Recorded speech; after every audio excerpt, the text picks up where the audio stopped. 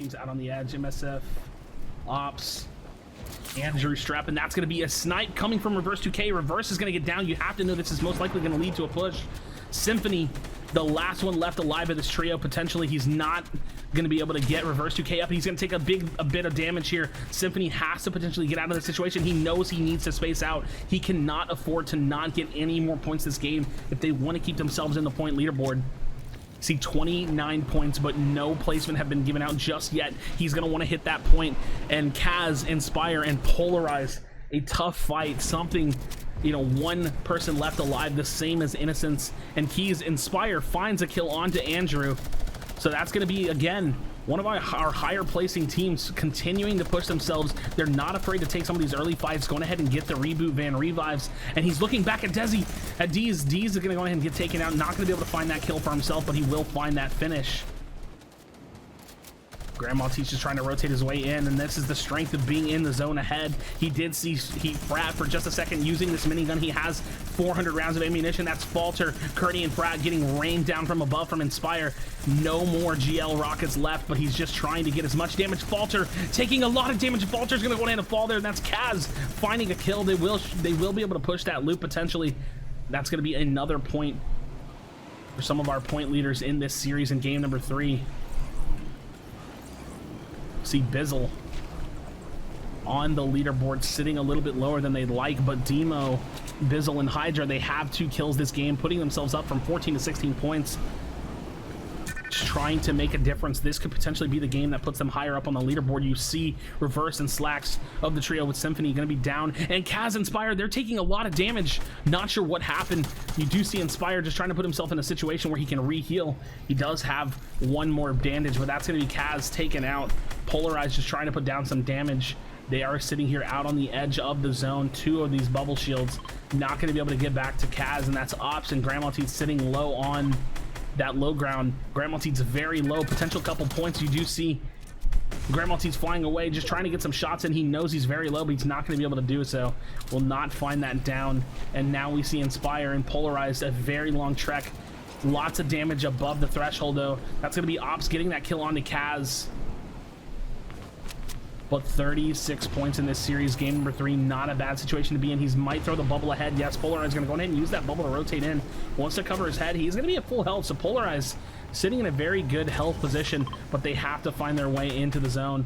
Taking some shots and just starting to tunnel in now. Taking a lot of damage there, so not the situation to be in whenever you don't have any re-shields. They have 1 shield each, so 130, 135 health. For both of them. You see Polarize just starting to tunnel his way in. He's got to find his way in. They want to keep themselves in the running for additional points here. Spades, Crimz, Clix, 1 kill, not taking any damage, have consistently found themselves into the zone. They're going to be sitting as our point leaders, very healthy in this game, looking to push themselves further.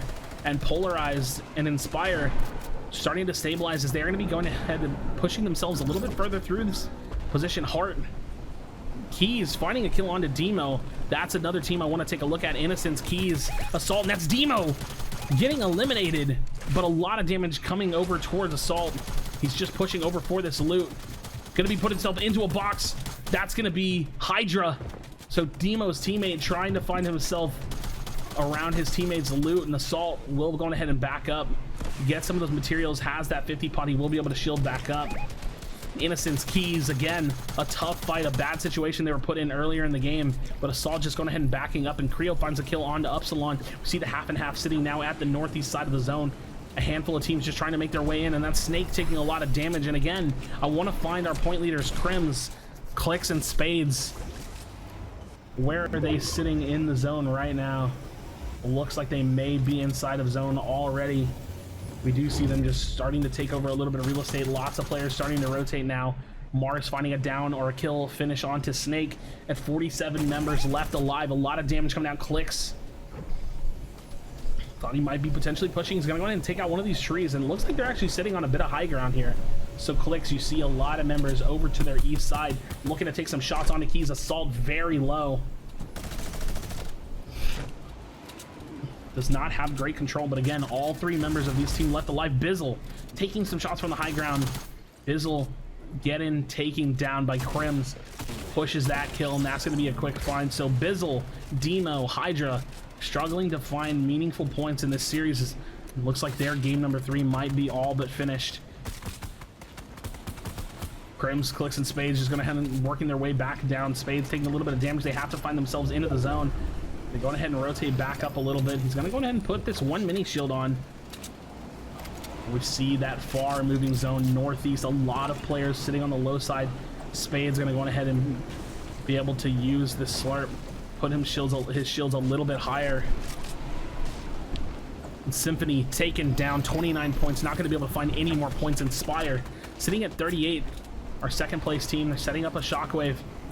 I'm going to go ahead and block this off. You set it up diagonally. They're going to go ahead and launch forward. That's going to put them really far on the edge of the zone here. So Spades, Crimz, and Clix trying to find themselves the best situation possible, looking to potentially take some high ground. You see Spades just starting to build up, puts that trap down, and we'll go ahead and find Clix.